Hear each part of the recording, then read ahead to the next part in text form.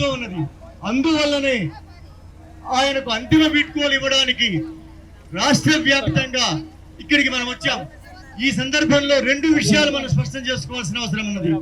విప్లవకారులను హత్య చేసి గణేష్ లాంటి, లేకపోతే కరుణ లాంటి, బసవరాజు లాంటి విప్లవకారుల్ని హత్య చేసి మావోయిస్టు ఉద్యమాన్ని నిర్మూలించగలము అని కేంద్ర ప్రభుత్వం కలగట్టు ఉన్నది. దాన్ని నిజం చేస్తామని వాళ్ళు అంటూ ఉన్నారు. దాన్ని మనం అంగీకరిస్తామా, దాన్ని అడ్డుకుందామా అనేది ఇక్కడ మనం ఈరోజు నిర్ణయించుకోవాల్సిన అవసరం ఉన్నది. మావోయిస్టు ఉద్యమాన్ని కాపాడుకోవడం అనేది ఈరోజు భారత ప్రజల అతి ప్రధానమైన కర్తవ్యం. దేశంలోని 140 కోట్ల మంది ప్రజలకు ఒక రాజకీయ ప్రతినిధిగా ఈరోజు విప్లవోద్యమం కొనసాగుతూ ఉన్నది.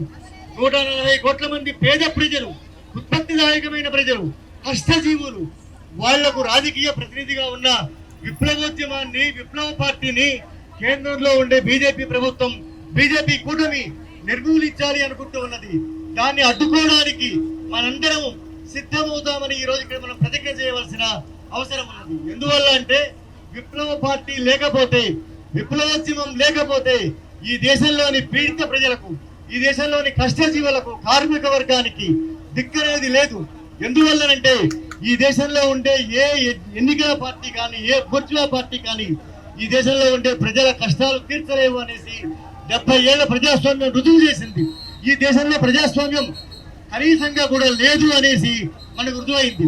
ఈ సందర్భంలో మనం మావోయిస్టు ఉద్యమాన్ని నిర్మూలిస్తాము అని ఈరోజు అక్కడ కేంద్ర ప్రభుత్వం ఒక ప్రతిజ్ఞ చేసిన సందర్భంలో దాన్ని కాపాడుకోవడానికి మనం సిద్ధమవుతామా లేదా అనేది ఇక్కడ మనం తేల్చుకోవాల్సిన అవసరం ఉన్నది.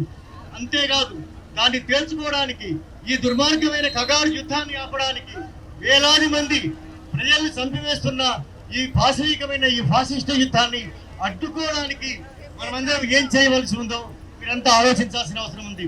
ఎందువల్ల అంటే గణేష్ అంతిమయాత్రలో పాల్గొనడము, గణేష్కు నివాళి ప్రకటించడము అంటే ఇప్పుడు ఈ శాంతి చర్చల సందర్భంలో కాల్పుల విరమణ ఒప్పందాన్ని ఒప్పుకునేలాగా కేంద్ర ప్రభుత్వం మీద, అట్లాగే తెలంగాణ ప్రభుత్వం మీద ఒత్తిడి తీసుకురావడమే మన ప్రధానమైన కర్తవ్యంగా ఉండాల్సిన అవసరం ఉన్నది. కాల్పుల విరమణ ప్రతిపాదన చేసినటువంటి కేంద్ర కమిటీలో కామ్రేడ్ గణేష్ ఒక సభ్యుడు, ఆయన నాయకుడు. అలాంటి వాళ్ళ నాయకత్వంలో కాల్పుల విరమణ ఒప్పందం ప్రతిపాదన ముందుకు వచ్చింది.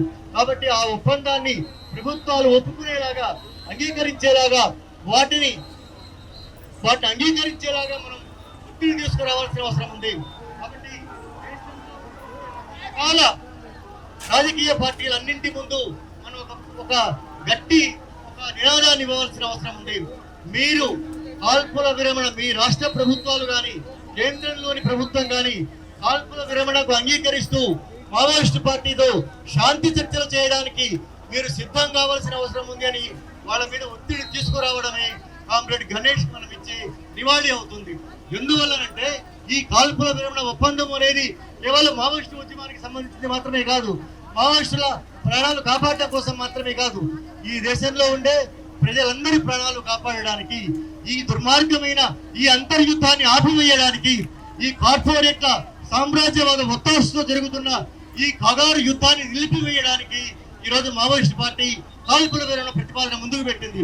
కాబట్టి అది ఈ దేశంలో కార్పొరేటీకరణకు వ్యతిరేకంగా, ఈ దేశంలోని సహజ సంపదలు అమ్మానికి, ఆదానికి, అలాంటి కార్పొరేట్లకు కట్టబెట్టే పథకం ఏదైతే ఉన్నదో దానికి వ్యతిరేకంగా ఈ రోజు దేశంలో పోరాడుతున్న సమరశీల శక్తి ఏదైనా ఉంది అంటే అది మావోయిస్టు ఉద్యమం మాత్రమే. కాబట్టి ఆ మావోయిస్టు ఉద్యమాన్ని కాపాడుకోవడం మనందరి కర్తవ్యం అవుతుంది.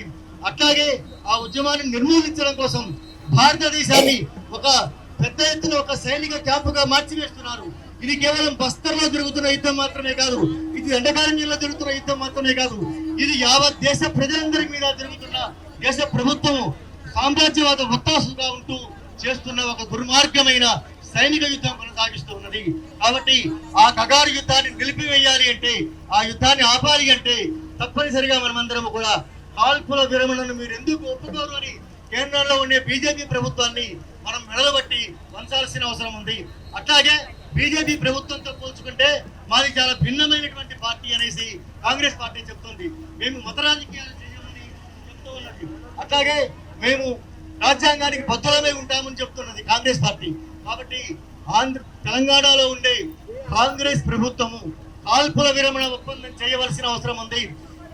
దేశంలో ఉండే మిగతా బీజేపీ పాలిత రాష్ట్రాలు చేయకపోయినా పరోక్షంగా బీజేపీ పరిపాలిస్తున్న ఆంధ్రప్రదేశ్ లో చంద్రబాబు నాయుడు పాశవికమైన పద్ధతులు అనుసరిస్తూ ఆయన కాల్పుల విరమణ ఒప్పందానికి సిద్ధం కాకపోయినా సరే కాంగ్రెస్ పాలిత రాష్ట్రమైన మన తెలంగాణలో ఈ రాష్ట్ర ప్రభుత్వము కాల్పుల విరమణ ఒప్పందం చేయవలసిన అవసరం ఉంది అనేసి మనం గట్టిగా ఒక నినాదాన్ని రాష్ట్ర వ్యాప్తంగా మనం ముందుకు తీసుకుపోవాల్సిన అవసరం